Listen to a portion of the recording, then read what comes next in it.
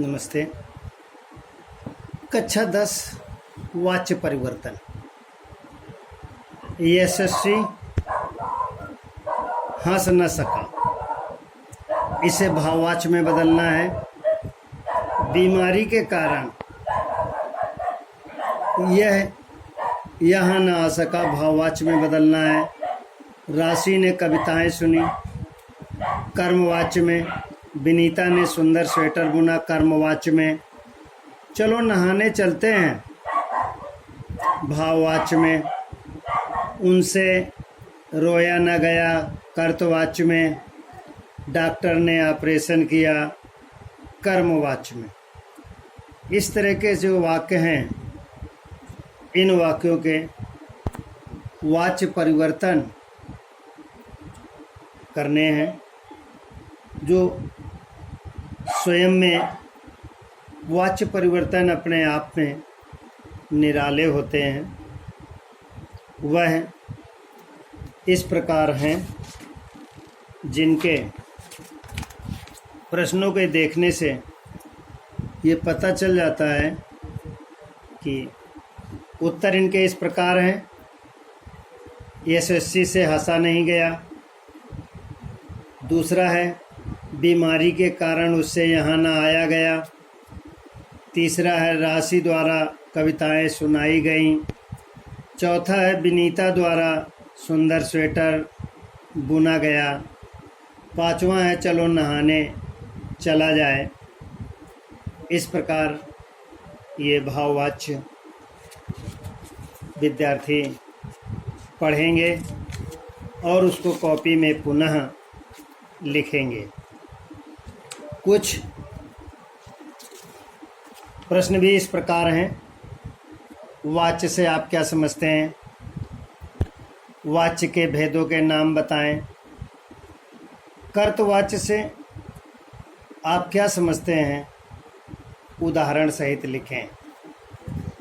यह वाच्यों के अनुसार ही किए जा सकते हैं। पुनः एक बार फिर से रस में, रौद्र रस। रौद्र रस वह होता है, व्यक्ति के क्रोध की मुद्रा में रौद्र रस की व्युत्पत्ति होती है।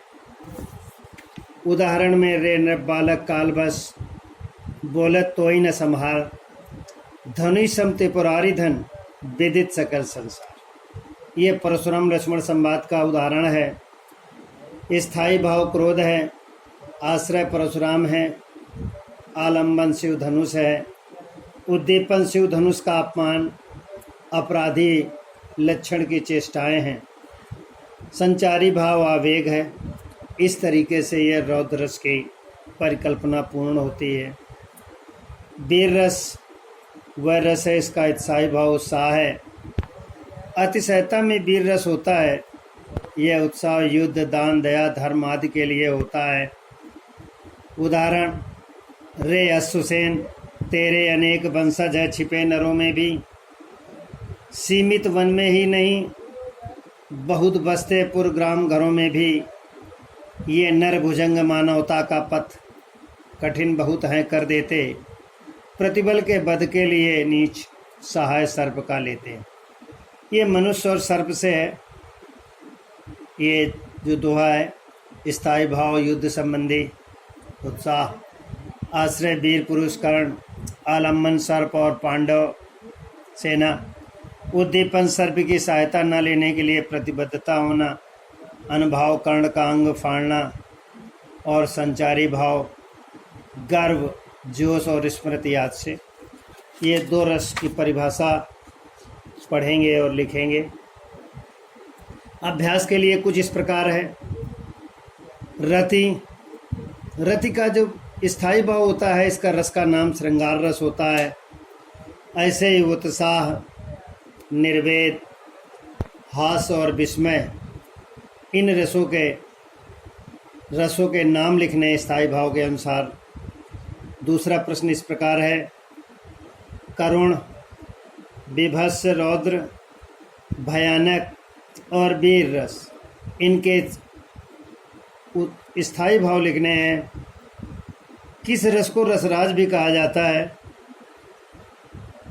चौथा प्रश्न है श्रृंगार रस के भेदों के नाम लिखिए।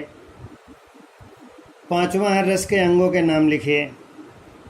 ये बालक जब रस पढ़ेंगे उन्हें उनके प्रश्न उत्तर उसी से मिलेंगे, इन्हें याद करेंगे और कॉपी में लिखेंगे।